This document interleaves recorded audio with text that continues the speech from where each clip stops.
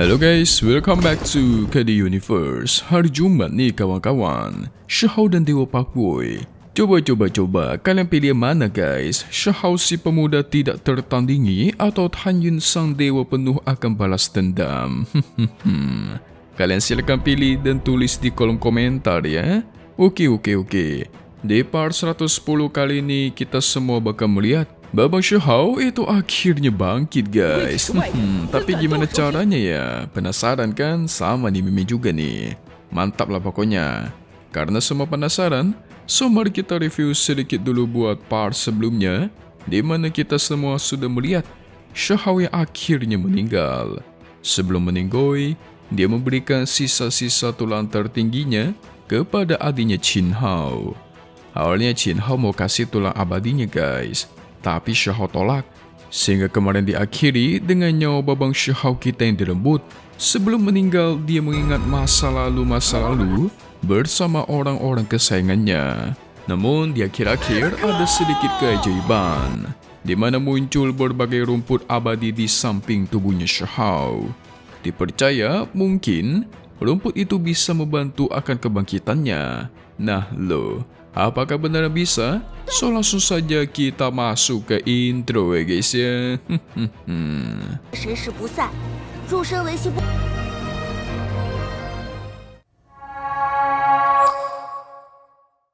Sementara di Kekaisaran Batu datanglah 3 gulungan berita yang berisikan kalau Kerajaan Batu sudah melakukan kejahatan besar melawan dewa tertinggi yang terhormat, bahkan mendapatkan hukuman dari alam atas. Tapi semua kesalahan Kerajaan Batu bakal dihapuskan kalau Kerajaan Batu itu memberikan wajan kekosongan. Apa itu ya? Nanti juga bakal terungkap. Kalau Kerajaan Batu berani menolak, maka perang besar bakal terjadi lagi. Sialan ya, ini berasal dari sisa-sisa dari ketiga sekte yang sempat berseteru dengan Kerajaan Batu guys. Mereka sebenarnya ingin memanfaatkan kesempatan karena Shahou sudah tidak ada, maka ingin mencuri harta yang ada di Kerajaan Batu. Ini pasti sekte-sekte yang pernah Shahou hancurkan nih. Qin Feng memerintahkan untuk semuanya bersiap berperang. Tidak lama dari itu, langit pun mulai menjadi merah dan Kerajaan Batu terus diserang oleh guntur. Akhirnya perang dimulai ya guys ya. Di sisi lain, semua orang desa Batu memperhatikan Shahou. Sepertinya dia bakalan selamat. Sekujur tubuhnya dipenuhi oleh rune formasi rahasia kuning keemasan. Darahnya mulai mengalir kembali dan tuar. Jantung Shahou kembali berdegup kencang setelah lama sempat mati. Wadidaw. Saking kencangnya degupan itu, membuat orang-orang di sekitar juga ikut tergoncang guys.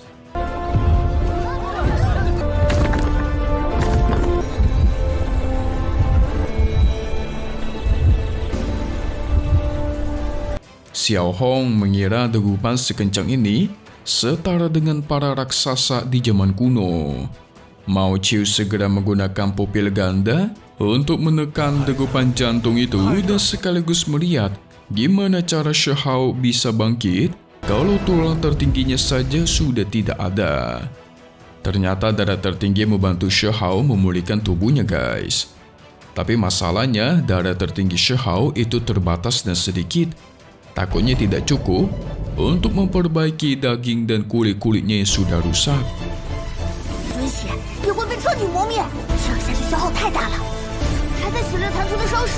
Namun di satu sisi, ada kemungkinan darah sejati yang bakal muncul. Lagian kalau mau donor darah juga nggak bisa guys. Mana ada yang punya darah tertinggi kecuali Shahou. Sehingga tuar. Cahaya menyala begitu terang dari tubuh Shahou. Si kakek patriark sudah tidak sabar ingin memeluk dirinya. Tapi ketika kakek patriark mencoba mendekat, Shahou menghasilkan ledakan yang luar biasa. Untungnya si Mao Qiu itu sempat melindungi kakek patriark. Kalau tidak, pasti sudah meninggal itu.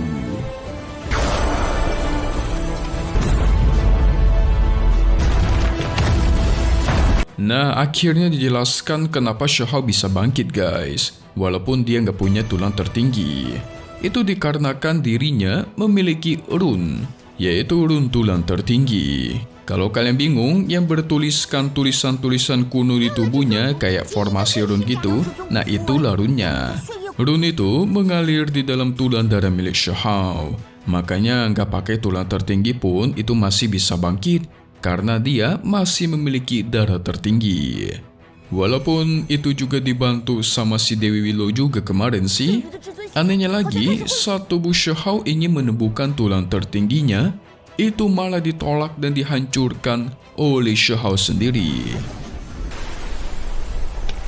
Mungkin Shahao sudah tidak mau bergantung kepada tulang tertinggi guys. Sudah begitu lama penyembuhan, tapi si Shahao tidak kunjung bangun. Sehingga Mao Qiu pun berteriak dengan full power, mencoba memanggil Shahao. Dan benar saja, suara panggilan itu mencapai ke dalam kesadaran ilahinya Shahao guys.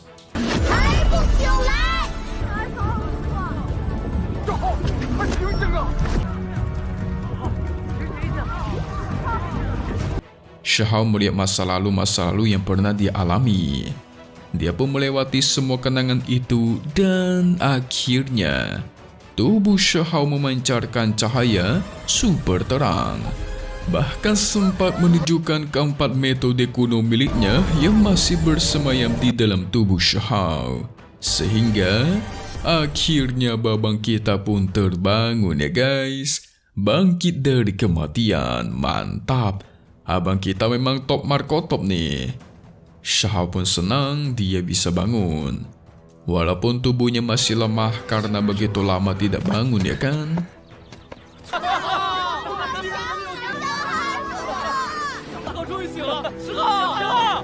Malamnya si kakek patriark memperlihatkan tulisan peri Yue Chan sebelum dia naik ke alam atas kepada Shahao. Shahao percaya Yue Chan mempunyai jalan hidupnya sendiri. Sementara teman-teman Shahao seperti si kura-kura hitam sudah kabur. Ada juga Ta Hong dan Xiao Pai pergi jauh ke dalam hutan mencari harta karun ilahi tertinggi. Sang kakek patriark menyuruh Mao Qiu dan Xiao Hong untuk memblokir altar teleportasi. Tujuannya dia sengaja supaya nggak ada yang datang dan tidak ada yang mengganggu proses kebangkitan Shahao. Nanti kalau semisal banyak yang datang, takutnya ada yang jahat gitu. Bisa-bisa kebangkitan Shahao jadi gagal. Shahao sangat tidak sabar memberi pelajaran kepada orang-orang yang sempat menghancurkan dirinya, keluarganya, dan semua kerajaannya. Sementara di Kerajaan Batu, ketiga sekte terus menyerang dari langit tanpa henti. Melihat Kerajaan Batu yang terus melawan, hukuman surgawi pun diturunkan, yaitu topan raksasa berwarna hitam merah. Serangan begitu kuat membuat para penduduk auto ketakutan. Tapi bukan cuma itu guys, karena serangan jauh lebih besar bakal dilancarkan. Sehingga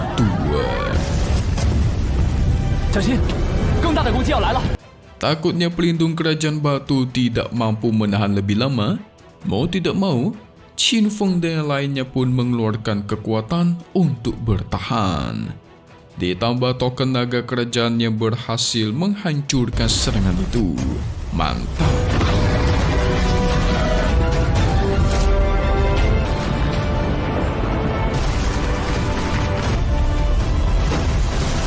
Qin Feng penasaran, apakah desa batu baik-baik saja? Karena tidak ada berita sama sekali. Dihubungin pun tidak ada yang balas guys. Ya, mereka tidak tahu kalau desa batu sedang mengalami keasikan karena si Shahao yang udah bangkit. Sementara Shahao di dalam hatinya memastikan orang-orang di belakang yang mengirimkan ketujuh dewa alam atas kemarin, itu pasti bakal dia balas nanti. Hari ini adalah hari kepergian Shahao. Semua orang mengucapkan selamat tinggal dan berhati-hati. Walaupun sebenarnya mereka nggak tega guys. Baru bangkit udah mesti perang lagi ya kan? Shahao sangat sedih tidak tahu kapan bakal bertemu dengan mereka lagi. Karena dia berencana mencari jalan menuju ke alam atas yang sebenarnya.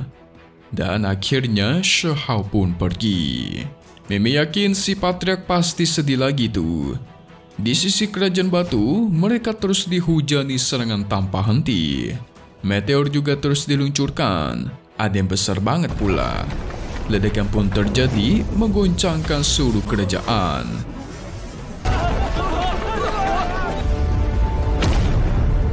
Qin Feng memutuskan untuk pergi ke garis depan.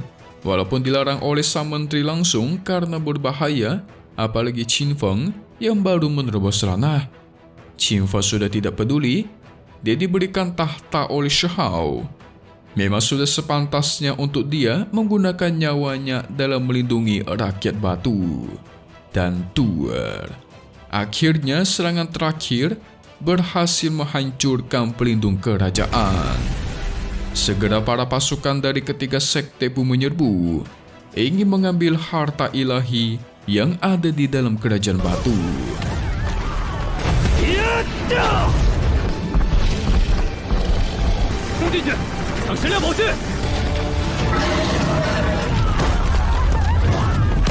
Serangan terus dilancarkan, ini bencana guys. Para pasukan musuh juga sudah mencapai kota. Salah satu naga melancarkan serangan meteor raksasa langsung ke arah Qin Feng. Qin Feng sebelum meninggal meminta maaf kepada Shihao karena sudah gagal menjaga desa batu. Namun tiba-tiba tuer.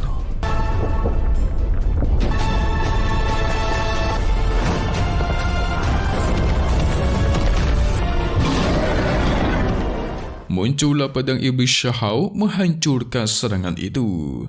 Yes, benar. Itu adalah babang Shao kita yang akhirnya muncul nih guys.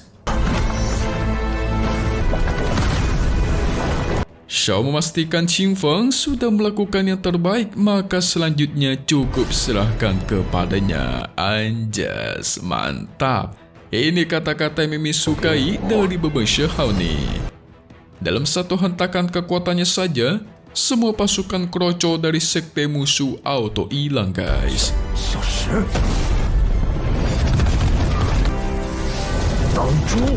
Tidak lupa Shihao memperbaiki kembali pelindung kerajaan mereka. Sehingga sang pria bertopi sawah mengeluarkan formasi pembantainya, memunculkan banyak sekali bendera yang langsung mengepung Shihao.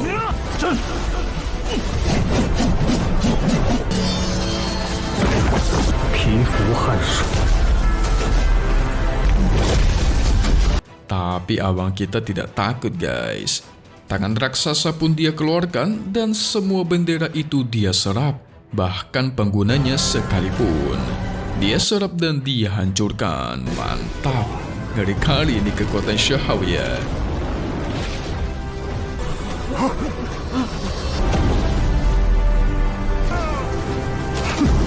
Muncul-muncul langsung jadi kuat.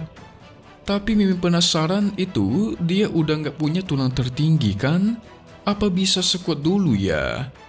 Makanya sebelum dia meninggal, kan dia berpesan kepada adiknya Qin Hao.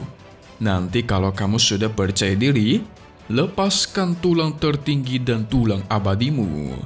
Jangan terlalu bergantung kepada tulang-tulang itu. Nah, mungkin itulah alasan Shao melepaskan tulangnya guys. Tidak mau terlalu bergantung dengan kekuatan seperti itu. Mantap. So kita masuk ke bagai spoiler buat part 111 One Mission C Perfect World yang bakal selagi di hari Jumat minggu depan ya. Jadi guys, Shihao itu bakal lanjut bertarung melawan ribuan pasukan dari ketiga sekte. Bahkan semua dia ratakan seorang diri. Setelah semua dia bantai habis, Shihao mengadakan pertemuan dengan para petinggi kerajaan batu. Di sini dia memutuskan untuk mengajak Qin Feng dan yang lainnya pergi ke suatu tempat menggunakan kapal terbang.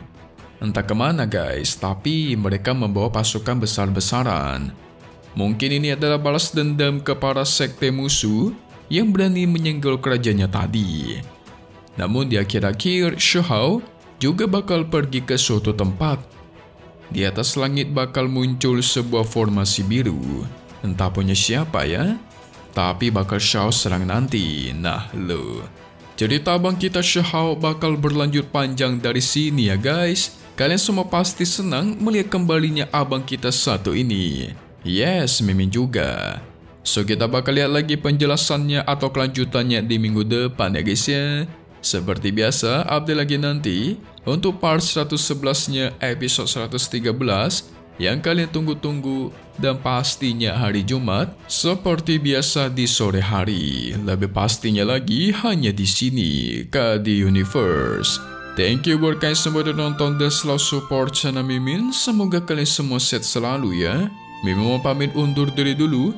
Kita bakal ketemu lagi di video-video selanjutnya. Oke kalau gitu, see you guys.